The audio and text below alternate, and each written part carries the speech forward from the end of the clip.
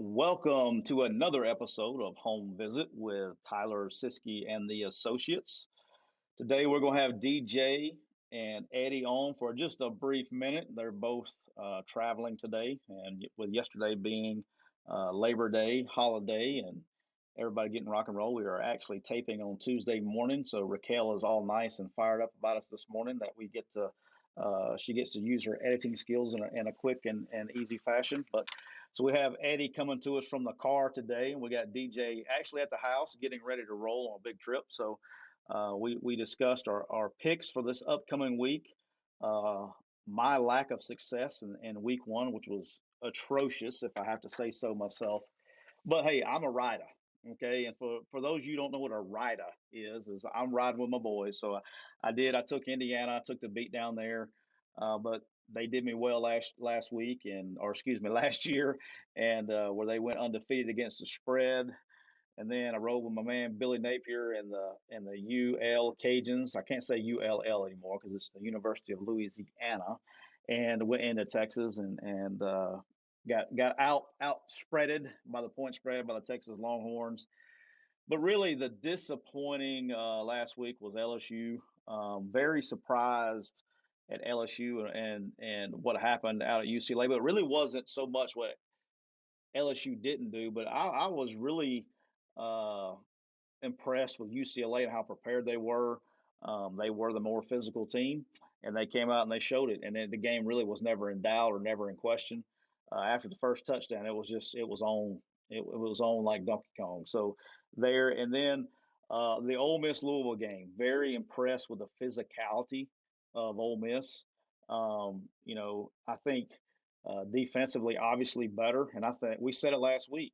They don't have to be a great defense. They just have to be an average defense to win a lot of games. Um, However, they played great defense on the first half, and that's why you saw the score the way you saw it. I think they will continue that obviously this next week against Austin Peay. And Austin Peay's no slouch. I think it can get overlooked. It's a short week of prep. There'll probably be some things schematically they'll get caught on because Austin Peay can coach ball out. They've gotten in like a kind of a run, a stable of coaches that have been promoted through there. So Austin Peay is a good FCS team. Obviously, Ole Miss should be able to handle those guys, especially with offense the way they got it going. And then offensively, I think I was very impressed with Dontario Drummond. Somebody asked me the other day. They said, "I got to tell the story while I'm opening." So Dontario Drummond, he makes this phenomenal catch on the sideline with his, like he basically called it with his fingertips. And I was like, "Oh man, what a catch!" I would like to tell this story. A few people know this story, not many, but a few people. I actually flew. We didn't know if we were going to go on Dontario Drummond, so I actually flew to Nebraska, Kansas. Excuse me, Pittsburgh, Kansas. Said Nebraska, Pittsburgh, Kansas, for the JUCO National Championship game last year. Um, to watch him play, and I got there. It was a night game. I got there early. They were playing Garden City. I got there early, and so it's pregame. I'm the only coach there at that time. Other coaches came later, but I got there nice and early. And this is really what made me go on Dontario. And I remember calling Matt Luke and then Peeler right after, and I was like, "This, I've seen what I needed to see." We were in pregame, never seen this, and everybody has seen the Odell Beckham, make the one hand catch. It was like all famous, and now all these receivers, which is really not hard to do as people, think it is, especially with the gloves they wear these days. Good receivers with big hands can do this. However, Dontario Drummond in pregame, can't make this up, was there, saw it. He was returning, he was catching punts in pregame. He sees me standing to the side. I'm in my Ole Miss gear, and he sees me standing to the side. The ball was punted. And as if I'm acting like I'm Dontario and I'm looking, I know some of you guys aren't watching this on YouTube, you're listening to this. The ball was punted. He's looking up. The ball was to his right side, okay, coming down to his right side. He would take his left hand, one handed left hand, and reach over there and catch the punt with one hand across his body. And then he would scoot over, and then now the ball would be to his left. And he would take his right hand and reach across his body and catch it with one hand. I've never seen that done before. I was like, holy, you know what? And I picked up the phone. I was like, I'm good. He didn't really have to show me much anymore. His ball skills are some of the, if not the best I've ever seen. The dude can catch. So Ole Miss fans not need worry if there's a ball that he drops, he'll be okay. He'll come back and get it the next time. He's got extremely strong hands, and he's a big guy. Very quiet kid, very excited that he had the game that he had. And I kind of look for him to be used as the premier receiver. And then they still have Braylon Sanders, who's a good player, and they they still got dudes. And offensively, they're going to be tough to deal with as usual. I think they will have to run the ball a little bit better, which I think they will. I don't think that was a. It's going to be like, oh, they can't run the ball. Same guys, it was just they didn't have a great night running the football. I don't see that being a problem at all going forward. But they'll probably work on that a little bit more this week. And if you could say what do they need to work on, yeah, you could say the running game, but I think it'll be fine because it's not like they're breaking in new players that affect that part. So, but again, I'll say this: I call a spade a spade. If they can be an average, just average defense, they're going to win a lot of games. They showed that they're capable of doing that last night, and will be, uh, week to week, and got to bring it and got to continue to play physical. But if they can play at that standard, really the first half, I think the good thing about games like that, because I know we have a lot of Ole Miss fans that listen to the podcast. The good thing about a game like that is that you won the game, but from a coaching standpoint, you can go in on a defensive perspective and be like, "Hey, we relax." You can kind of get them refocused because they did, relax and kind of give up some things that they in the second half that they didn't give up in the first half. Too many explosive plays. So I think they can coach on that moving forward because you don't want to give up 24 points and a half either. So even though they won the game and they played very well in the first half, they played just as they didn't play like they wanted to in the second half. From a coach's perspective, they can correct that. So I think they will. And I mentioned it later on when we interview with DJ and Eddie. Here's the thing, though, is I don't know when we'll actually know what we have on defense because I don't think you're going to see anything this week that's going to concern you or and then the Tulane game now that looks a little bit different than it after Tulane went into Norman and almost pulled off the upset. I think it looks a little bit different. You may get an idea there. Alabama game, you can't hold anything against anybody playing against Alabama. You can't make any judgments. And then maybe it's Arkansas. I don't know. And so I think this is going to be a season that they could win a lot of games. And there's going to be some 50-50 games in there that it is what it is. But I look forward to have a good year. Like I said last week, I think you can tell in the first 30 minutes what kind of season you're going to have. And I think they can look forward to having a good season. So there will be some games that will be tested, but hey, man, I think they're going to have a great year. So excited to see what those guys do here, literally across the street. I want to talk a little bit about my trip last week, and then we'll get on to the interview. Got a chance to go down to Mobile and see the new stadium at South Alabama, the on-campus stadium. Awesome. We got to visit with Kane Womack and stay for the game. Kane is one of, I do have to preface this. Kane is one of my really good friends. Also have Gordon Steele and Corey Batoon on staff. They're really good friends of mine that we've worked together before. So got a chance to see those guys and get back. And I didn't want to really miss Kane's first game as a head coach because I know how important being a head coach was to him. And just to see how he's doing everything and I'm not just saying this because he's a friend of mine. He has been thinking about this for a long time. And I was very impressed to see how well coached they were. Very impressed to see how he was handling some of the aspects in his program. Love like his head always just to the simple things. Like he's very. And I was telling Raquel about this earlier when we were talking about what we want to talk about in the show. Did some things that were pretty cool, man, and I was impressed with. So one thing was his office. So I don't know of any other office like this. I need somebody in the media needs to go do a story about this. It was pretty impressive. So he took which was traditional head coach's office. He actually took a wall out that separated his office from the rest of the facility and make it a glass wall with doors. And that door led to where the weight room and the locker room was. And so now players, as they walk by, can literally walk in his office. But it's not just his office. He put big couches. He put PlayStations in there. He's got a basketball goal. He's got a cooler with drinks in it and all that stuff.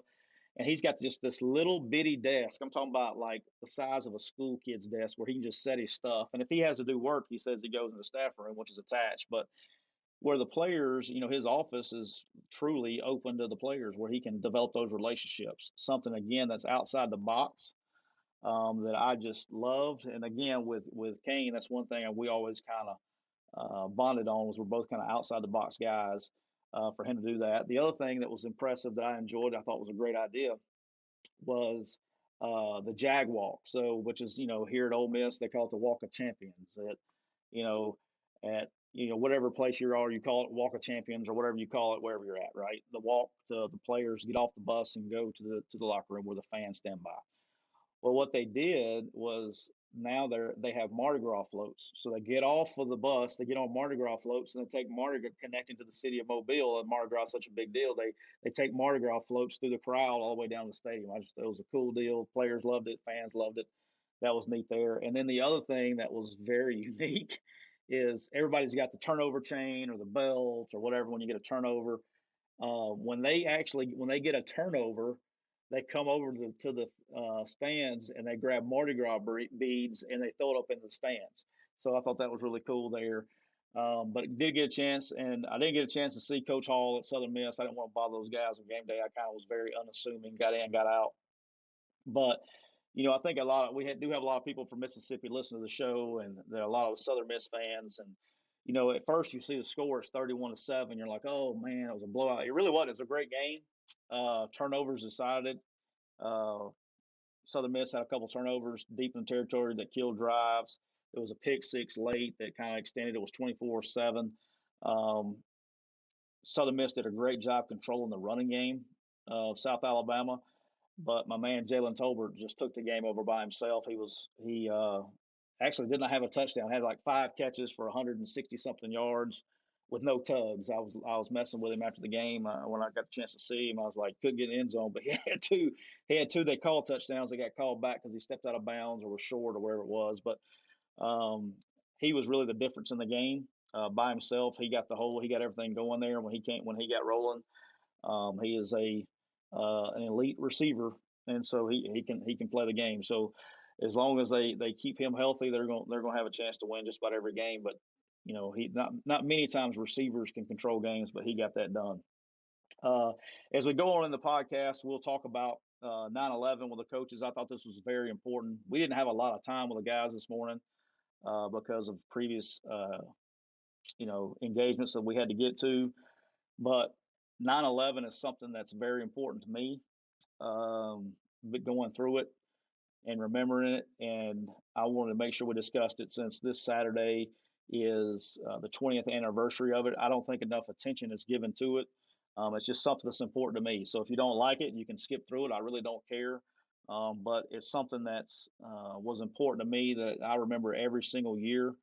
And respect for our service members, our first responders, and I just remember that day and how it changed me, and more than anything, and the thing that it really hits home with me every September 11th that I remember is as much as from a coaching perspective, we take this game so serious, and it is because it's your livelihood.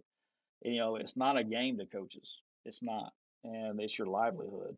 And I know, Raquel's not talking because she's the producer and she's off, but she comes from a football family with her dad, Rich Rodriguez, and we got people here at Quick Recruiting that it come from football families. And when you're a football family, football games aren't games. It's your life, because if you lose games, it's like, oh, is dad gonna get fired, or we gonna have to go move again, or we gonna even in some places I always used to make the joke is when you're in the group of five, if you win too much or you lose too much, you're moving either way. So you football is more than just a game to us. It's our livelihood, just like your job. If you're listening, your job is your livelihood. It's something we take serious. But with all that being said, 9/11 kind of put everything in perspective for a lot of coaches, that there's more to life than football. We'll share our stories about that, where we were, how it changed things. But I did want to talk about that on today's show with Eddie and DJ, so that was important. We kind of buzzed through our picks, but Eddie went 4-2. He gets the gloat this week. DJ went 3-3, and I went an abysmal 2-4. I actually had somebody troll me on Twitter about my picks, Raquel, last night about my how bad they were. So I thought that was funny. But I will rebound and ready to go. I think I got some solid ones this week. I feel good about them, and but don't. Hey, I just told you it's going to take me 2 weeks to go through. I got to see everybody play. I still haven't seen everybody play, but usually after 2 weeks, I'll get a chance to see everybody play, and then we'll start rolling from there. So take it with a grain of salt for this week, but sit back and relax. Enjoy this week's episode of Home Visit. DJ, we were just welcoming the associates, and you disappeared. Now you're back. It's like a Houdini. It's like a Houdini. How are you doing? I thought maybe we wouldn't have to talk about my picks if I just left for a minute. Okay, I won't talk about mine. You won't talk about yours. But Eddie's here to gloat this weekend while he's in the car driving. He's actually riding. We need to say that so people don't get mad. But yeah, I'm not driving. Listen, I'm okay because it's a humbling game, and as you well know, as I said last week, preseason, you guys. Season All-Americans, and I'm happy for you, okay? Oh, where's the humbling? Where's the humbling? Where's the humbling? Just hold on. After week 1, though, I am the champ. All right, so for those that didn't follow, Eddie went 4-2 last week.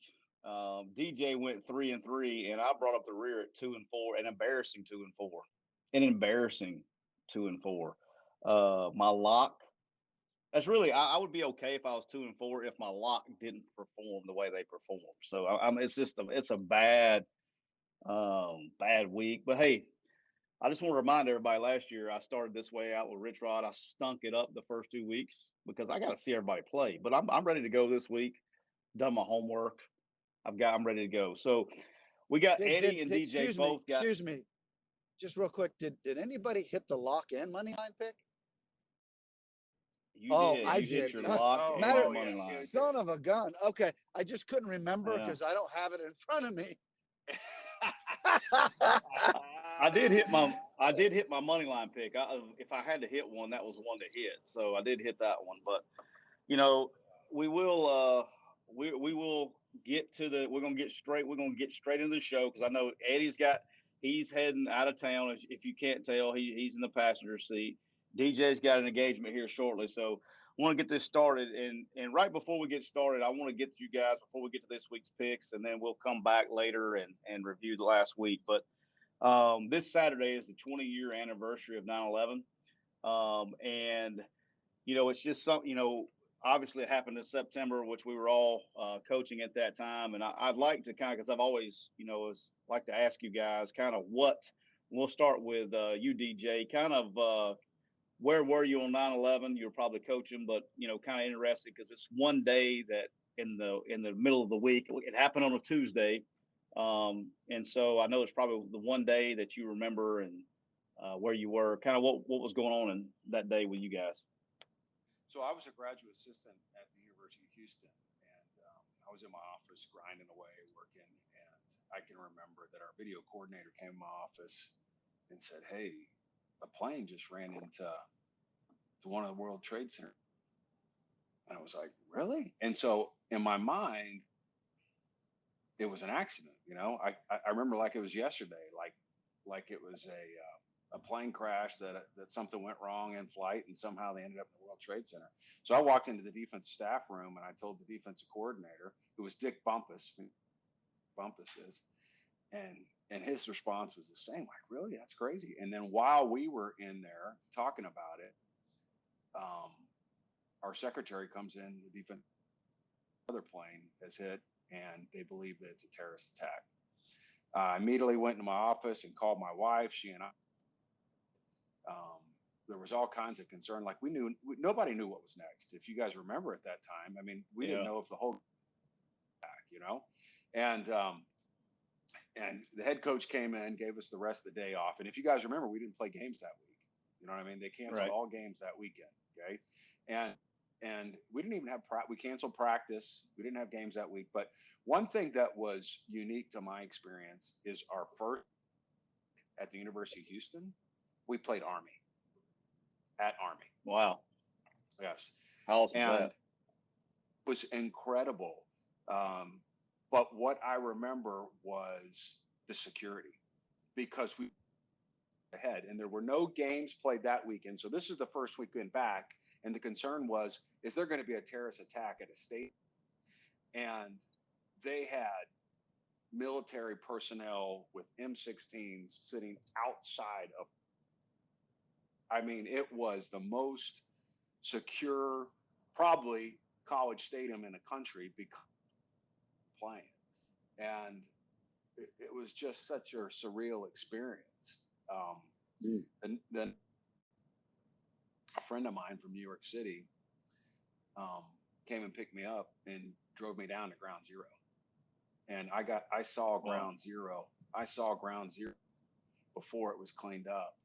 And it was just eerie, guys. It was something like that you in a movie where, something, comes in and wipes out the whole planet. It was just very, very sad scene, very surreal, and one that I'll never forget. Yeah. All right, Eddie, talk to me a little bit. I know because, I was also a GA, which we'll talk about in a second, but I know you were probably a full-time guy. Tell me a little bit about your experience and how you remember 9/11. Yeah, it's really crazy. A little bit the same as DJ in that we were getting ready for LSU. And, that Tuesday had happened. I was kind of the same thing. People were coming in and secretaries. And I thought the exact same thing. It was an accident on the first one. And then when the second one hit, then we knew. Coach Tuberville, same thing. We kind of got together, got our families, talked to our families, and we canceled everything. It was really weird because he canceled the practices and said, just go be with your families. And our next week, like DJ played Army, we have to fly to Syracuse. We were one of the first planes to go in, and we had fighter jets next to us going in. Now think about that. You got a team on a plane, and as we were getting into that airspace, you had two fighter jets next to us leading us into that airport.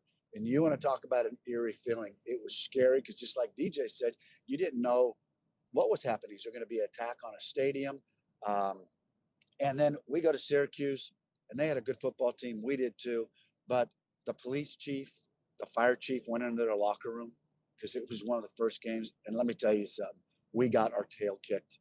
It was just a weird deal. Nobody could kind of wrap their mind around it and their hearts around it.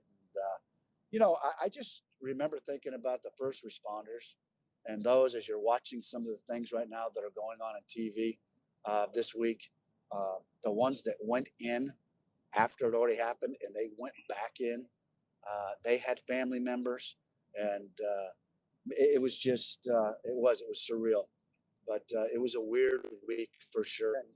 And our hearts and our prayers just go out to those families that are still suffering from that stuff, Yeah. So I was a GA, but I was a tight ends coach, graduate assistant at Northwestern State in Natchitoches, Louisiana. And we were actually in an all staff meeting. One of those that you're all favorites of, that you have the entire staff in there. And I remember coming out, and our custodian, Tom, I can't remember Tom's last name, forgive me, it's been 20 years, but Tom came in and said, "Hey, man, there's been a plane crash into the World Trade Center." We're like, "Huh?" And so we had one TV. And this is, people don't understand how different things are now as they, back then as they are now. But we had one TV in the entire building. I actually had two, one in the head coach's office and one of the, actually it was in the linebackers meeting room. And so we all kind of pile in there and we're watching like, this is crazy. And, we kind of go off and you're like, your world hasn't changed yet because we had no idea it was a terrorist attack after the first one hit. And then all of a sudden the second one hits, and then you're like, wow. And then, just how that day evolved We went same deal. We went home. We actually were practicing on Wednesday and Thursday before they canceled the game. We were scheduled to play Gardner Webb that weekend. I will never forget that for whatever reason. And the craziest thing is, so we're like on maybe it was Wednesday practice, but it was like period 22 of 24, and we're out there practicing, going through our game plan, and I hear the AD walks up and tells the head coach that the game's been canceled. And then I'm like, so coach kind of said, hey, just keep practicing the end of practice. And I remember my tight end came up. We had some kind of game plan play, and he's like, what do you think? What we got to do on that? I said, oh, don't worry about that look. We'll be all right. Just go do what you're going to do, knowing that we weren't going to play the game.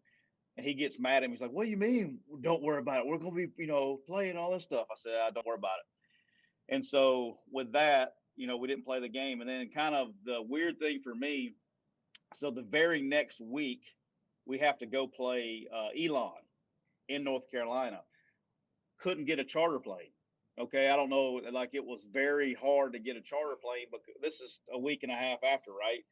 Very hard to get a charter plane. So we actually had to fly commercial, change everything and fly commercial. We had to leave after practice on Thursday, fly to Dallas. We couldn't do it out of Shreveport. Had to go all the way to Dallas to catch a direct flight. Could only do one-way flights to North Carolina. It was just weird flying with a football team commercial, with 100 and something. It was crazy. And so, but I don't think everybody, now when you are a college coach or a college player, and the travel restrictions and everything that you have to go through now is a result of 9/11.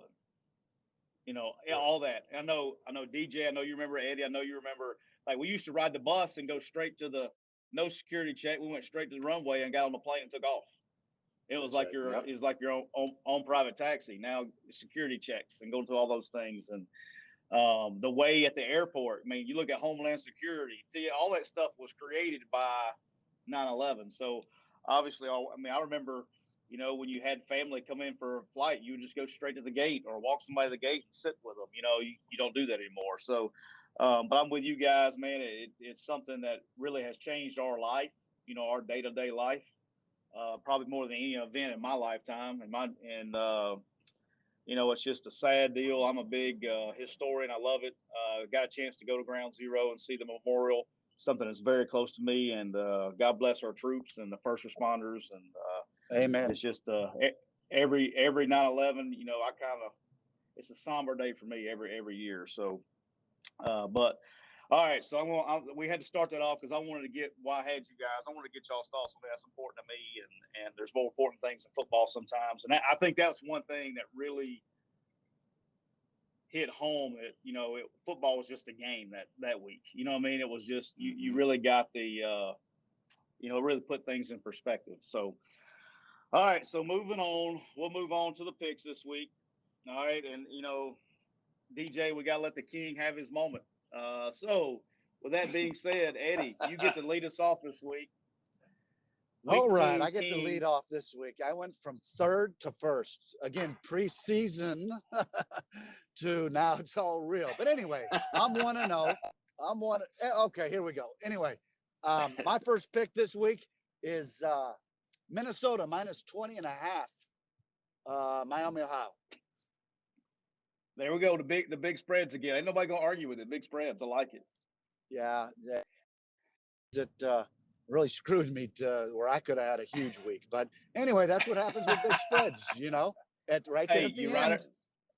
You ride her till she bucks you. You don't ride her at all. I'm a rider. As you can tell my picks, I rode with my guys. I'm a rider. I'm a rider. -20.5. There's my first pick. All right, DJ, who you got? My first pick is South Carolina with the GA as quarterback. East Carolina. East Carolina is favored by 2 in this game, and South Carolina is going to win this game. And I think this is my money line pick. And the game is at East Carolina, but South Carolina is a good team. South Carolina has better play. East Carolina lost last week to Appalachian State. East Carolina is going to have a little bit of the edge on their shoulder because these are kids that didn't get recruited by that are right in the same region, but I think East Carolina is going to win this game. And so I take this one as the money line. South Carolina money line. I like it. All right. So my first pick this week is, first of all, we know if you've looked at the games, this is a very desolate game. So there's going to be some interesting picks this week. We're going with 5 on the money line. So my first pick is the Buffalo going to Nebraska. I'm taking Buffalo plus 13.5 at Nebraska. Wow. Like Buffalo's a good football team. Buffalo's a good football team that can score some points. And I like them. Buffalo plus 13.5 at Nebraska. Buffalo. I'm coming back this weekend. I may go undefeated. Okay. Buffalo is definitely Buffalo's definitely the most talented team. You know, they get they're the furthest east team. They get the New York, New Jersey talent, and that's an interesting pick. That's a lot of points. I mean, I probably wouldn't have done it up, but 13.5. I'll probably even buy half a point just to save myself at 2 touchdowns.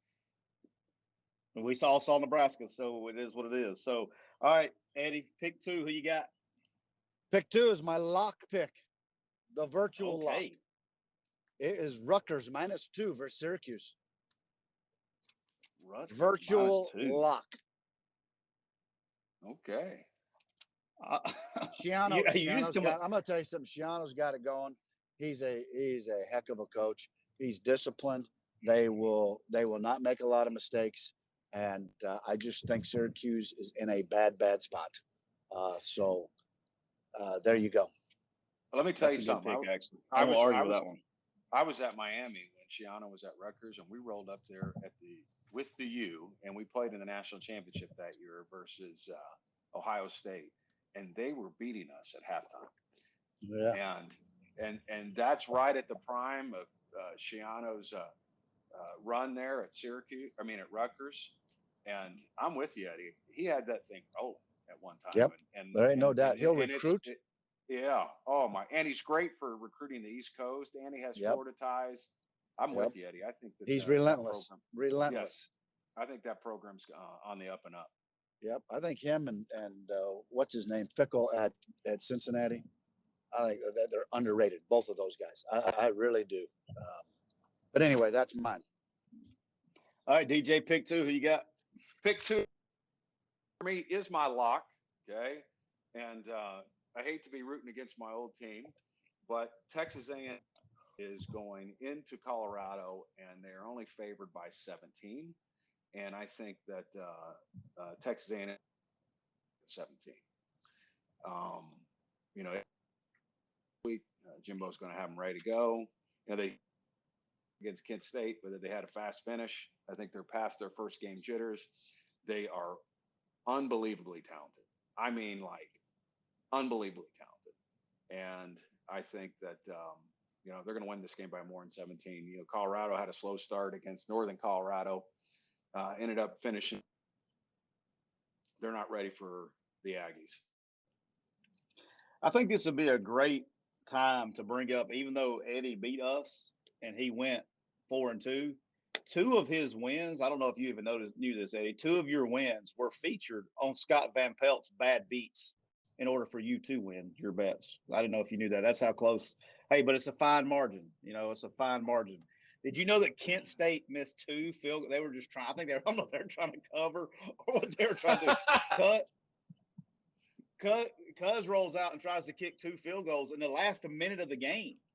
Like they missed a field goal, got the pick, and tried to kick another field goal that would have cost the cover, which they didn't. But it was. Oh my gosh! How many gamblers would have after Kent State after that one, huh?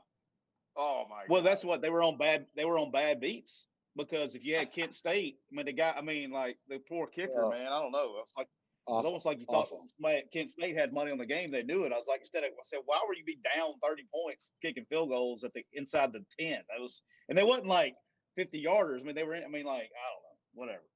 All right, my second pick, which I think we can go ahead and discuss. This is going to be my second pick because I think both of y'all, I think, have this game. And it's one of the marquee games of the weekend. And I think we all see it the same way. as of this morning, it doesn't matter. This is going to be my money line pick, but we can go ahead and take this as a discussion. I'm taking the Iowa Hawkeyes going on the road, money line, 4-point underdogs, plus 175, and beating Iowa State this weekend. Man, I watched the game this weekend. I knew I was down at South, but I got a chance to watch that game. I was I was got a squad. Like Big Ten has been put on notice. Impressive. They I looked very mean, impressive. All I'm going to say, and I'm like, stay humble. You know what I mean? All I'm going to say is last week I said that. You know what I mean? Last yeah, week I but said that. whew, You said, "Hey, I'm taking Indiana over Iowa," and I said, "Let me tell you something, man. That Iowa team is legit." You know what I mean? But I'm like yeah, Eddie. I'm staying humble. you're You know what I being, mean? but you're being logical. I'm a rider. You know what a rider is? Oh yeah. Do you Oh know what a yeah. ride? All right, I'm riding with my boys. You know what I mean? I mean, they made me so much money last year. I had no choice. I mean, this was like you ride them until they buck you, or you don't ride at all. I I went with love my it. boys. I don't. I didn't care who they were playing, but I would watch the game. And now that the game has been played, wow.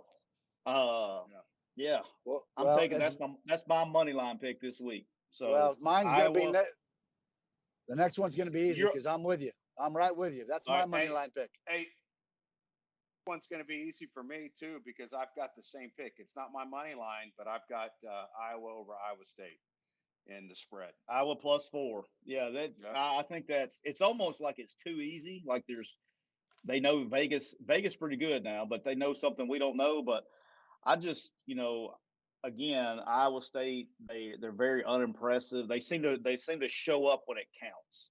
They didn't Only look thing great I the first week, only thing I would but say Brees Hall can play. only let's go back to our coaching days here. All right. Week 2, you have Iowa. Week 1, you have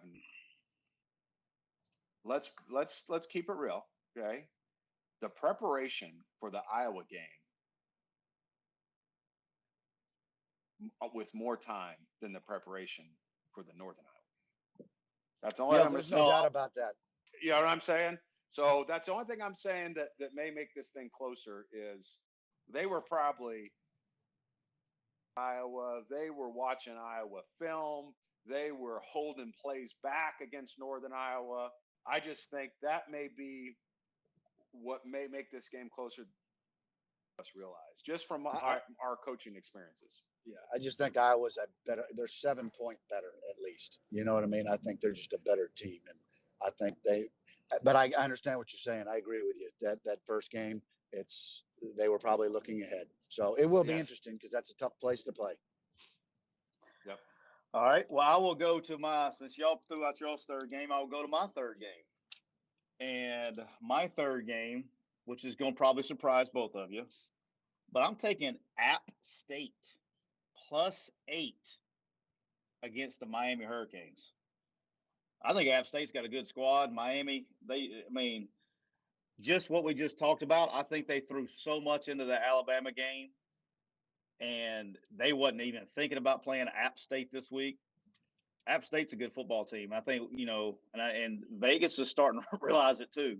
They beat East Carolina, who's now favored over South Carolina. So Vegas sees it too. Very true.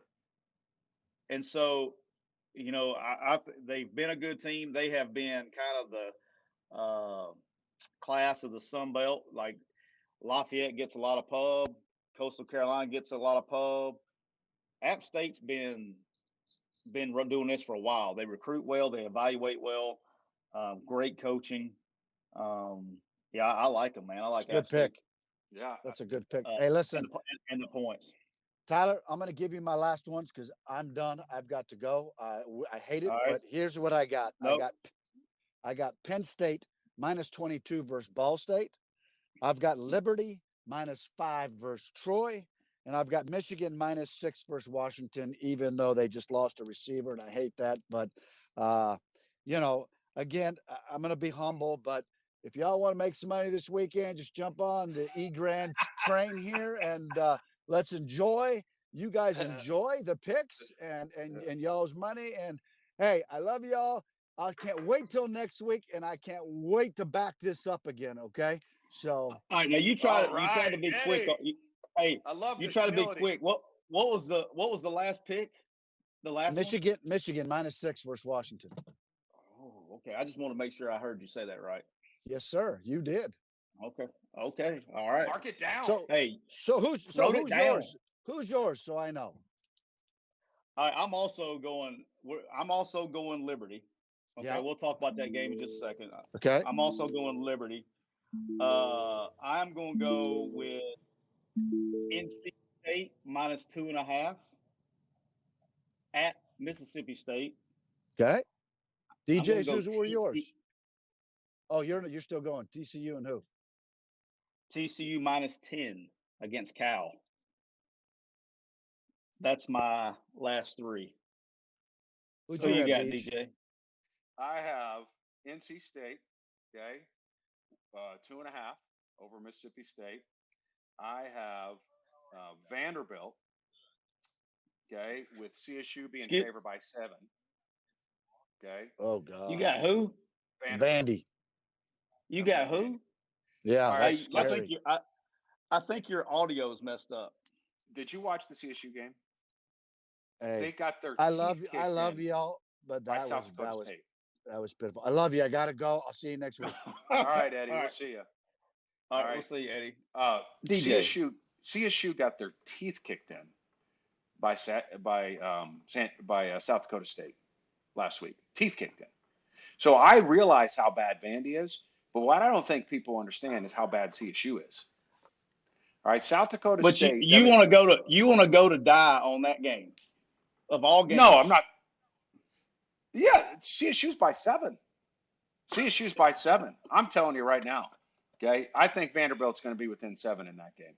I mean, it's the bad versus the bad. But let me tell you how far I would stay away from that game. If I was going to Vegas and they said, hey, when you go in, you go back and they give you like a free roll, like, hey, here's $10 free at the blackjack table. Hey, they could say, hey, here's a free $100 bet, and you can bet it for free against the Vanderbilt and Colorado State game. I wouldn't even take the free bet. That's how far away I would stay from that game. Hey, to each his own. To each his own. All right. How do you know what side to pick? Well, here's the experience that I have. It's it comes down to experience. I've coached against Vanderbilt, and I've coached against Colorado State. I've coached against both of them multiple times. I've coached against both of these programs multiple times. Okay, and it was the first game with the first staff at Vanderbilt, and they got embarrassed. Okay, CSU was there all season last year. Granted, they only played one game, okay, but at least they had a spring, okay, or I should say they had a fall of practice, okay, under that staff. And the Jackrabbits of South Dakota State roll in there and kick their living teeth in. The Jackrabbits, okay? And they're good, though. They are. They played in the national championship. They are a good team. But I just think that an SEC team, and I know nobody wants to really necessarily throw Vanderbilt in that category, but I just think an SEC team against a bad Mountain West team, I just don't see how they don't get at least within 7. I'm talking the spread is 7. The spread is 7. I'm talking Coach, 7. Coach, I don't even know how. I would have loved to have been with like whoever came up with the line. Like, I don't even know how you come up with a line on that game. I don't even I don't know, man. I'm with you. I think they're both bad. I mean, this is almost like, I don't even know. I wouldn't even know if I wouldn't even have a slightest idea of where to go in this game. That's why I wouldn't even I don't know. So I just know that it was bad for both, bad ball for both. I know if I had to pick a side, I would just guess I'd look to see who I don't know, man. Where's it at? Here's the thing. Colorado? It's at Colorado. Is it in Colorado? It's in Colorado. But here's the thing. 2 things, okay? And I can't believe we're talking so long about this game. But 2 things, okay? we all be shocked. Yeah. What are we doing? 2 things. What are we doing? 2 things. two things you got to consider. Colorado State played a really good FCS team. Okay, really good. Team went to national championship last year, lost to Sam. Okay, so you may look at it like, now there wasn't like one of them had a close game. Both of them got destroyed. Okay, both teams got destroyed. Colorado State and Vandy got destroyed. Okay, but I'm following on the new coaching staff at Vanderbilt. I'm falling back on the SEC players.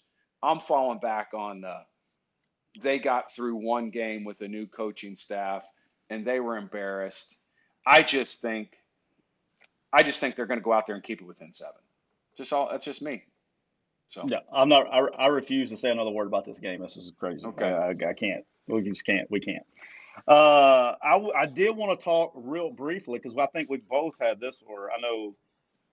Let's talk about NC State. I'm going to take NC State in this game. I think NC State played great last week. I think Mississippi State had their woes last season and obviously barely beating Louisiana Tech last week.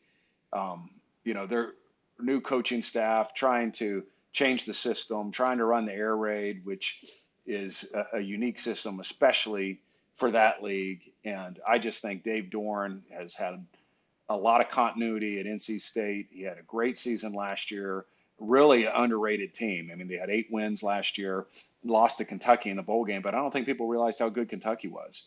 And I think they're going to win by more than 2 points. Yeah, I thought Eddie was going to pick the Gators in that against South Florida, but I'm all over NC State minus 2.5 with everything basically you said. I think NC State's got it going a little bit.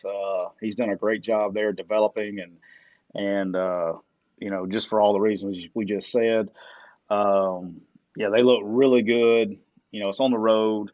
So it could be a tough place to play now. I will give them that. The cowbells will give you a headache. If you've ever had to coach there for a long time, you get the headsets on and, it reverberates inside the double ear headset pretty good. But hey, look, I like NC State by at least a field goal. I mean, that's what they're at 2.5 this morning. It'll probably move, but I think NC State wins the game there. All right. 2 more. I know. I'll make sure I get your picks. I got Liberty minus 5 against Troy. I have no idea why this spread's where it's at. Liberty's. I like this one big. So this is my actual. I want to go on record and saying this is my lock of the week. Is Liberty minus 5 at Troy. I think they score a lot. I think they got a really good football team. He's got them going, and they will not have a problem getting up. I think. Freeze and this staff has a history with Troy before, Chip was there, but they get it. Freeze has spent some time in the Sun Belt. He knows. So he'll have them ready to go for their first big road game of the year. And then my last one, which I said late, was TCU minus 10 versus Cal. Cal's got to come to the humidity. That's tough. And TCU's got a good squad. I think they're kind of sneakily – they're just going to sneak on by, but they got a pretty good team. And Cal got beat by Nevada this past weekend. So that's why I went with going TCU minus 10. Who was your last ones? I know I couldn't. I want Georgia with 26 over UAB. I think they're going to win by more than 26 over UAB. We're going to get to the Georgia Bulldogs in just a second, but They basically that's like, and look, I got buddies that like Brian Vincent, good friend of mine, that's the offensive coordinator at UAB. I bet he's having fun this week, getting ready for that. I mean, I don't know what you do. Hey, one game this week I want to talk about before we go back and talk about last week that nobody bet on, which is obviously a big national game, is Oregon on the road to Ohio State. I did not touch this game. Came close, but did not touch this game because of, Oregon's got a couple guys dinged up that are day-to-day with obviously the best player in the country, pass rusher, but which will make a difference if he plays, if he goes. But want to get your thoughts, and then I'll echo off of you on your thoughts on the Ohio State-Oregon game this weekend. It's going to be interesting because they both had close games in week 1. The Minnesota game, Ohio State ended up covering, but that thing was close for a long time, and they gave up 31. And in the Oregon game, they only won by 1 score, and both defenses gave up over 30 points. So this one's a close too close to call. I definitely think that Ohio State is going to win the game. But what is it? 14? Is it 14? Ohio State's 14. favored by 14 is hard to say. I wouldn't bet on this one because of the performances last week by both teams. I think whether Kayvon Thibodeau plays or not is going to be a big factor in this game. The fact that it is at Ohio State, I think, is a factor. I will say that C.J. Stroud did get a week under his belt last week, and maybe he's poised for week 2 now after he got through week 1, but it's too close to call. Both really talented teams, both national championship contender teams, but both defenses really gave up a lot of points in week 1. Yeah, for me, both of them is just to have a major step up in a talent they're about to play. Ohio State.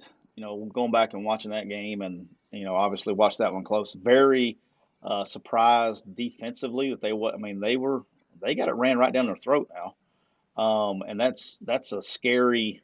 I know as a defense coordinator, you know this, but it's one thing if a guy, a quarterback makes perfect throws and you got the guy covered and you're like, hey, he made the play. It's another thing when they just pound it right down your throat, because when you're lined up correctly and you're in the right gaps and you're still not stopping them, that's a problem. And they had a little bit of that going on in that game last week. And then same thing with Oregon. You struggle, offensively a little bit with a team that you felt that you could have handled and should have handled. But how much are both of them looking past and getting ready to go for this week? Huge game. 14 points is a ton. However, playing on the road for the first time in Columbus, with the horseshoe is going to be rocking, is going to be different too. I think, and that's another thing. I don't know if really I probably should have last week, but it seems to be playing on the road is affecting teams. You look who's winning the games and who's covering and who's doing those things. And you got these neutral site games and things like that, but the home team has been chugging along pretty good. So that's something to make sure that you keep looking forward to this weekend. So because these guys haven't played in front of crowds in a whole year. That's it's been a minute. Yeah. So it's been a minute. Hey, let me just say this too. How about some of these environments in these stadiums past week? I mean, they had Virginia Tech. Awesome. Wisconsin, they aired the jump around at Wisconsin. And then I used to coach at Florida State, and I'm telling you, that tomahawk chop is just incredible, man. I mean, it was really great to see some of these environments in college football this week for sure. Well, our good friend Eddie is fixing to get on a plane, so he's going to miss this part. But before we get you out of here, I want to talk a little bit about this past weekend. Now, we usually will start this at the beginning and talk about what happened this past weekend, but we'll talk about this week. And I hate that Eddie's not on here. I got to share with the fans and with you guys. You don't even know about this, DJ. The craziest story that I've ever witnessed. Okay, Raquel doesn't even know this, and she's producing. She's on mute right now, and y'all can't hear or see her. But all right, so I go this past weekend. I left on Friday and went and visited with the staff at South Alabama, and then went to the game. Stayed and went for the game. Coach Womack's a really good friend of mine. Gordon Steele. Corey Batoon, which was my roommate for a little bit when we were in transition and some other places. A lot of guys that I've coached with for a long time there. So I wanted to see their first game down there. And it was a chance for me, as I coached at South in the past, to go see the new stadium and all that stuff. Packed out was great. Saw something happen I probably will never see ever again. So about 5 minutes left to go. This happens, okay? So 5 minutes to go in the first quarter, the referee, the white hat, bites down on his whistle, and he starts running like on the sideline, covering his mouth, blood coming out. My man bit down and knocked his front 4 teeth out. Okay. Wow. It's been a rough season for refs. Rough season. So this is the white hat. So they stopped the game. They changed the white hat. and they go on. So, got to give a big shout out to my girl Jenny, who's Frisbee, who is the do it all at South Alabama now. She's the senior women administrator. She runs the training room. She was our trainer, but she's like trainer extraordinaire. So she's in charge of all of the trainers for all the sports, but she's also the senior women administrator. Okay, so she's helping on game day, with the training staff and all that. They blue light. So for people that don't know that, they put this referee in a police car, and they drive him downtown, or actually not downtown, but down the road, to my man Hubert Parker. I gotta give Hubie Parker, the dentist in Mobile, huge credit. He makes this guy like a 4-teeth bridge, like fixes everything. We come back for the start of the second half, and the referee is back with his white hat on, calling the game. He missed like a quarter and a half, had got 4 new teeth, and finished the game. You got to be kidding me. Now that's toughness. No, that's toughness. That's toughness. Is toughness. I don't know. Yes. I don't know what else happened. That's toughness. That happened. Like, somebody needs to do a story on that. I don't even know if the media knows that, and I'm not the media, so I refuse to call myself the media. So people need to do a story on that. That was amazing. Let's talk about Georgia Clemson. Like, I mean, wow. what? All I can say as a defensive coach is one of my favorite games that I've seen. Anytime that you have a defensive battle, as a defensive battle, I appreciate it. And Georgia's D line is really good. You hit the nail on the head. You said that there were some issues with Clemson's offensive line, and against Georgia's D line, that was exposed. I think from a execution standpoint, Georgia was playing a lot of 2-man, and DJ Ugalele should have been scrambling. I mean, anytime you get into 2-man, you got nobody's eyes on the quarterback. You've got all those deep defenders, and I think he could have moved the chains and could have got him out of that 2-man if he would have stepped up and he would have scrambled and used his legs. I think that he should have been used a little bit more in the run game, and especially with some scramble. And I'm sure that the coaches at Clemson are going over that with him right now on how to defeat 2-man. 2-man is defeated by quarterback scrambles. Yeah. But I'm with you there. I think that's the experience too. A guy's his third start. I think that. And coming from I actually wore my shirt for Eddie's championship, and he didn't realize it, but I had my Fleetwood Mac shirt on today. Okay. Right, but yeah. So, but when you're playing an elite defense, like I remember when we were at Arkansas State, when Nick got it rolling at Alabama, we had to go play Alabama, and that was we had to play them like right after they beat Georgia, when Georgia was number 1 team in the country, and literally Alabama lined up, and Georgia's the number 1 team in the country, and they had like Matt Stafford, I can't remember, No Sean Moreno, the running back. They were loaded, and Alabama line literally played 2-man every snap, and they were in 21 personnel playing 2-man, and so they're a man short in the box and just thumping Georgia, and I'm like, oh my gosh. And I literally remember in game prep thinking the best third down call that we have is to get them in 2-man and run 5 vertical. I don't care where they come from, and let the quarterback count to 3 and take off running. That's the best third down play we have. No doubt. As crazy as that sounds. But there were plenty of lanes. There were plenty of lanes for him to take advantage of. And if anything, it would have got him out of 2-man, which maybe would have been easier for him to make some reads and make some throws. Yeah, let me tell you something though. The thing that, and everybody saw Georgia's defense and they're like, whoa. But everybody's on the contrary, they were like, well, Georgia's offense, they're not going to be good enough to do this and do that and do this. Here's the issue with that defense. It doesn't matter how bad or unproductive that you think your offense is. You're going to have a chance to win every single ball game that you play, period. Okay?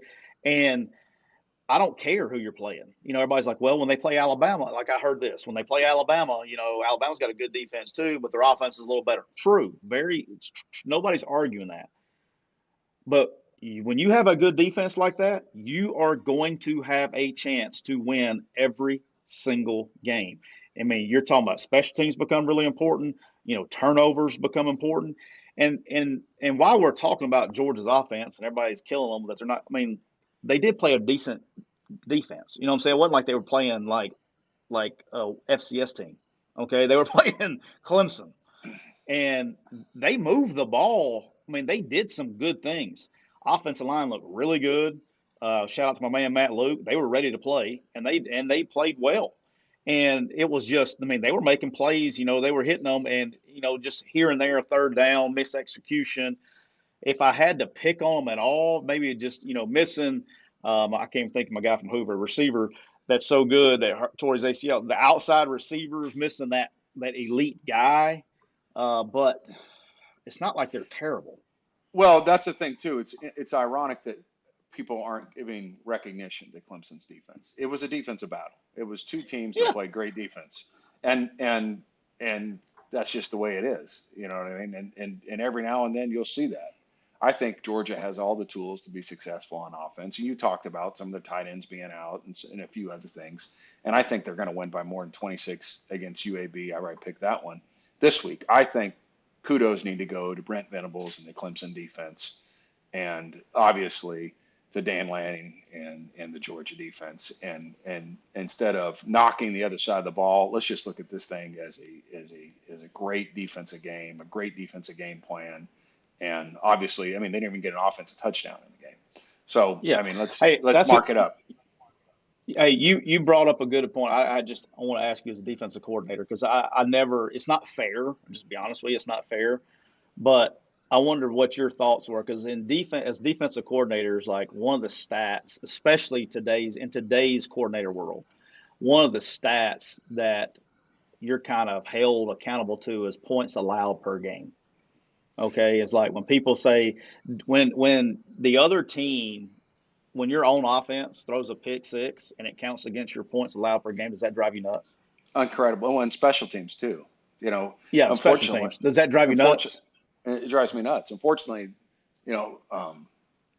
this last season at Kansas, I was a part of two school-breaking record for kick returns for touchdowns. We went to Baylor and they broke a school record on kick returns for touchdowns, and we go to Kansas State and they break a school record on kick returns for touchdowns. And I was like, this is the second time I've heard this season, a new school record on kick returns.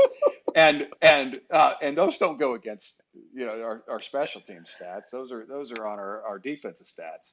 That is a frustrating, I tell you I shouldn't say that it's frustrating, is that when we go back and evaluate ourselves, we take those statistics out. And the media maybe doesn't recognize that. When we go back and evaluate, when we do a self-scout on our defense, is, if you really wanted to get an accurate statistic on how well a defense is, two things that you need to take into consideration is, one, they need to find a way that points that aren't scored on the defense are taken out. Okay, points that aren't scored on the defense are taken out. And two, yards should be based on per play. There's plenty of teams that play defense with an offense that runs a pro-style offense, and they're defending sometimes 50 and 60 plays a game. And then, statistically, people think that they're really good because they have low total yards for their defensive stats, but they don't defend that many plays. And then there's other defenses out there that are with air raid or up-tempo offenses, and they're defending sometimes 80 up to 90 plays a game. So two things that I think would really be more accurate on evaluating defenses: let's find a way to get points off of points allowed from defense when they weren't on the field, and let's only look at defense per play. I'm with you on that. All right, so let's move on. I want to talk about these other games before we get you out of here. So, first of all, Alabama, Miami. Let's go there. I'll start with my opinion on that one. Like, I got a chance to watch. I watched probably the first. I was in Gordon Steele's office watching about the first, I don't know, probably 3/4 of this game. But here's the scary part, okay? Because me being inside the building, here's the scary part.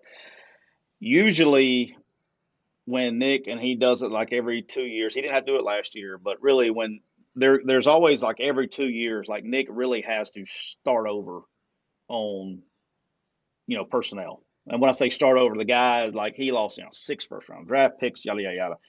Well, usually when this occurs, he uses the first game, and this is kind of okay. Let's figure out who our guys are, and it's not pretty, but he wins the game. And the same thing next week, and then they get going to where they're, and by October 1st, you know who Alabama is. Okay.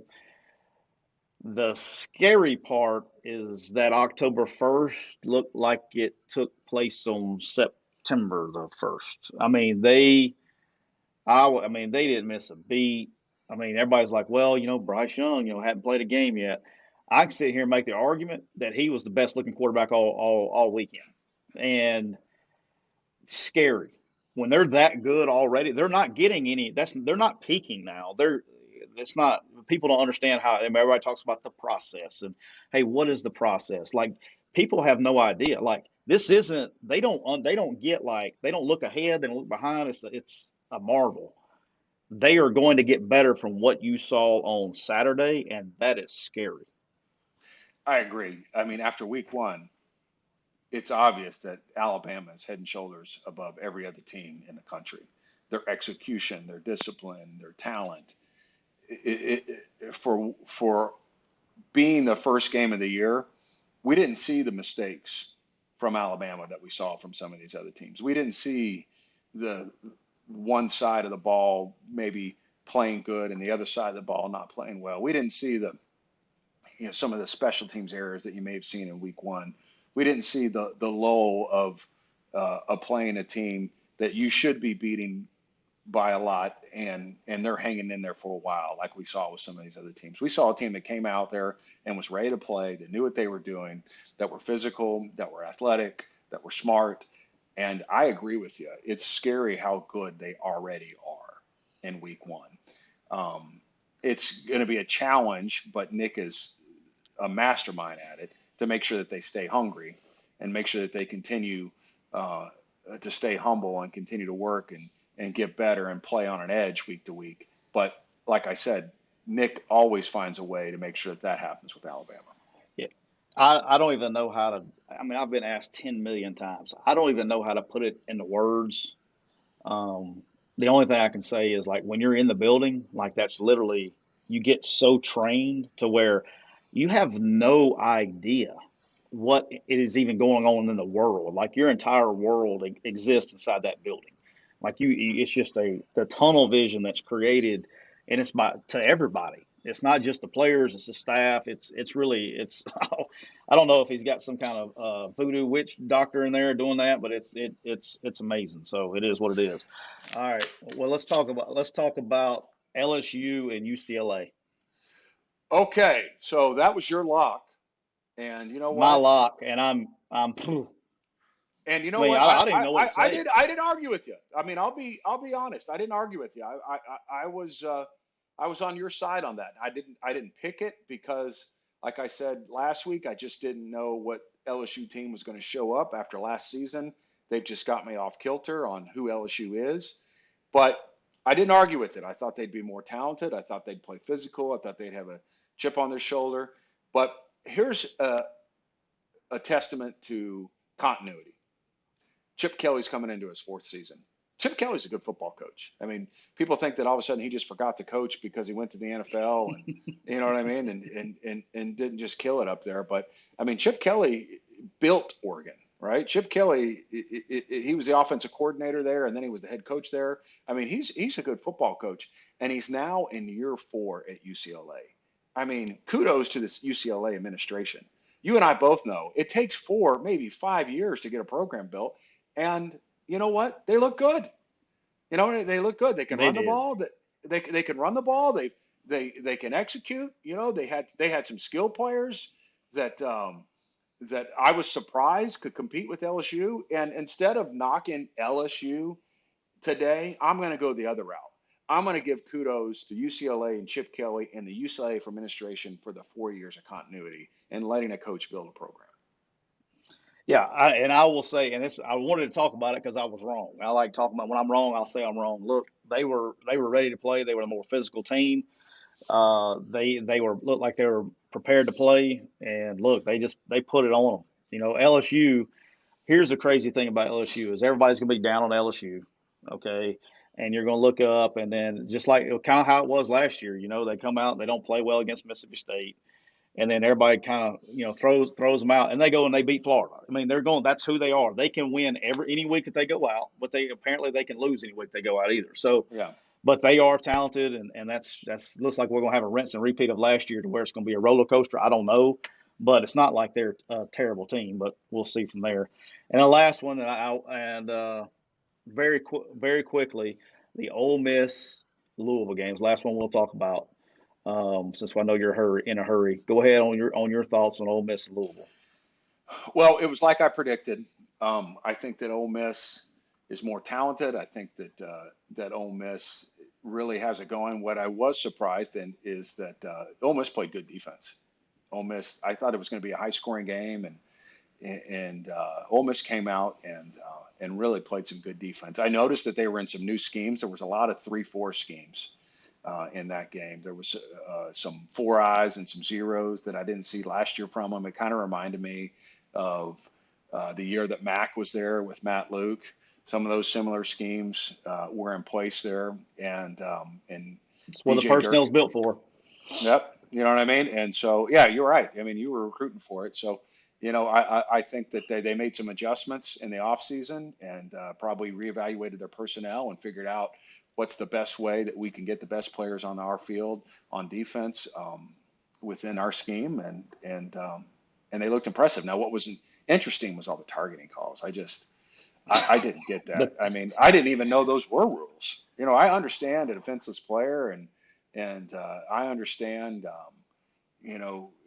just flat out spearing somebody with the crown of your helmet. But I mean, there was a targeting call on a blocker. They called a targeting call on somebody blocking in that game. You know what I mean? I didn't get that. I agree with the one, which is a very dangerous play with Corral sliding and getting hit. That was blatant. However, I will say this, and I can guarantee you that Lane and Levy are probably on him right now. And coaching the quarterbacks, I know if you're a quarterback and you're running full tilt and at the last second you slide, you're setting yourself up for that, because the guys are, if you quarterbacks, when they're out running and open, defensive guys are like, oh my gosh. I mean, they're looking to hit you. They want to hit you more than any other player on the field. But when you slide really late like that, that's going to occur.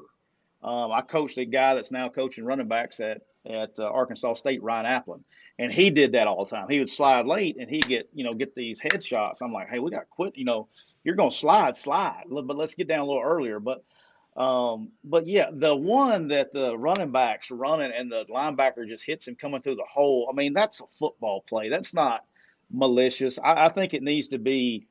I kind of like how the NFL's doing it. If you're going to call it, if it's vicious, if it's malicious, and you're trying to hurt somebody, give them a 15-yard penalty and let's go. Maybe but like the automatic ejection from blocks, and I mean, what do we do? We're ruining the game, and then the guy buzzing from the tower. You know what I mean? It's like what do we? I mean, like some of those were a little ridiculous on that I thought stuff, so. but it is Well, what it is. Now defensively, go ahead. we talk about the sliding. The hard thing for college players in the NFL, those guys are getting paid multi-million dollars, and those owners are saying slide, right? They're saying slide. Right. You know what I mean?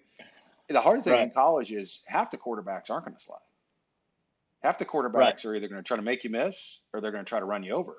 And so, as a defensive player, I mean, it's almost like you got to make that decision, because if you go in and try to tackle a guy that goes into a late slide, you're aiming for an area of his body that's not going to be there by the time you make contact. That's why that's going to be his head. Yes, they're aiming for his chest. They're aiming shoulder to pec. But by the time they throw and by the time they make contact, that area is not there anymore.